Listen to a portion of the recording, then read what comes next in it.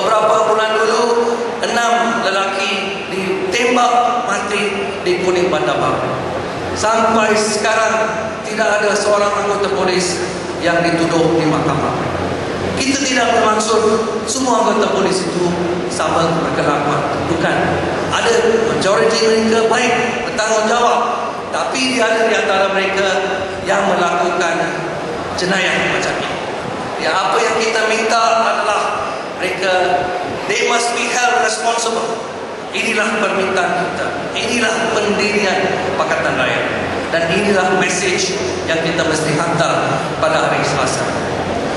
Tuan-tuan, puan-puan, message yang kita mesti hantar pada hari Selasa apabila kita memilih saudara Mani Kumar, kita mahu satu kerajaan yang bersih, yang bertanggungjawab.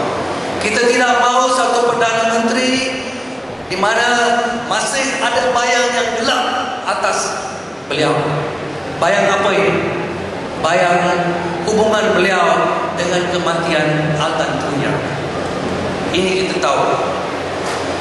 Ada sekatan polis bagi syarat tidak boleh, kita tidak boleh sebut perkataan Altan Tuya. Kita tidak boleh bincang kes Altan Tuya. Kita tidak terima syarat-syarat macam itu. Kita takkan bincang isu dalam kes. Kita tahu pada 9 hari bulan April, Mahkamah Tinggi di Shah Alam akan buat satu keputusan dalam kes itu. Sama ada 2 orang tertuduh itu akan disabitkan atau tidak. Itu bukan isu sini. Isu yang lebih besar adalah bukan penglibatan 2 orang itu.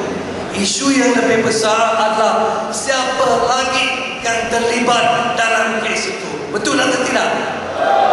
Itulah soalan yang kita ada. Itulah soalan yang masih belum dijawab lagi. Saya kenal PI Bala, Private Investigator Bala, yang sudah hilang sekarang, secara langsung. Saya jumpa beliau. Saya diberitahu oleh beliau secara langsung tentang hubungan di antara Razak Baginda dengan Altan Tuya, di antara Najib dengan Altan Tuya. Dia bagi tahu secara terus. Dia bukan saja cakap, dia tulis dalam surat akhwan yang pertama. Tetapi kita tahu lepas itu dia keluarkan surat akhwan yang kedua, di mana dia tarik balik apa yang dikatakan dalam surat akhwan yang pertama. Tetapi isu yang besar sekarang, isu yang pokok bagi kita sebagai rakyat Malaysia ialah mana yang surat akhwan yang benar. Surat akhwan yang pertama ataupun surat akhwan yang kedua. Kenapa isu ini penting bagi kita? Sebab kandungan surat akhwan itu adalah implikasi yang serius untuk pemimpin utama negara kita, Perdana Menteri kita sekarang. Itulah soalan bagi kita semua.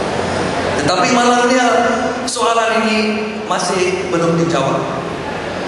Setiap kali Perdana Menteri kita, dia kata dia ambil sumpah dan kata, saya tak pernah jumpa gadis itu. Itu kata dia. Tapi sebaliknya PI Bala berkata ada hubungan. Sebaliknya Bapa Altan Tuya kata dia ada lihat gambar di mana kedua mereka ada dalam gambar. Sepupu pada Altan Tuya sudah bagi keterangan yang sama. Kedua-dua ada dalam satu gambar. Adakah itu betul? Kita belum tahu. Inilah maksudnya kita mesti ada satu siasatan yang bebas. Kita mesti ada satu Suruhanjaya yang berwibawa, yang cukup bebas, yang boleh selesai isu ini yang cukup penting bagi kita semua sebagai rakyat Malaysia. Tetapi malangnya ini masih belum diselesaikan.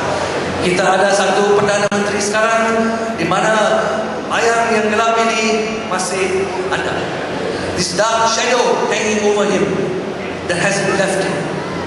Inilah dia yang kita mau dibersihkan. Tadi yang disebut oleh rakan saya, saudara Saifuddin. Tuan-tuan dan puan-puan yang saya hormati sekalian, inilah sebab-sebabnya.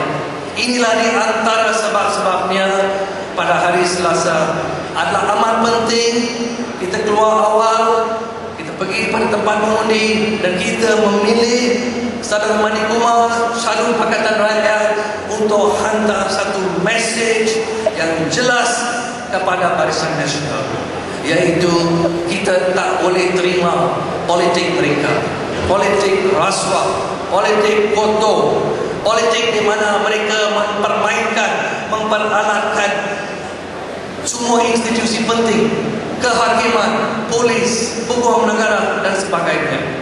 Kita nampak di mana kes Al-Tatuyah di Mahkamah Tinggi Shah Alam sudah jadi macam satu tarian yang telah di mana skrip itu telah ditulis, di mana pendakwaan, pembelaan hakim semua buat satu macam cerita yang telah diatur. Ini kita nampak. Ini kita tidak boleh terima. Jadi inilah message yang kita mesti hantar. Jadi tuan-tuan puan-puan, saya rasa itulah alasan-alasan yang saya ingin tawarkan pada malam ini untuk ditimbang. Inilah alasan-alasan yang cukup penting. Kita ada satu calon yang cukup baik. Kita mesti teruskan dengan perubahan yang kita sudah mula. Dan inilah message yang kita mahu hantar kepada Barisan Nasional. Kita tidak akan terima lagi cara atau pendekatan politik mereka.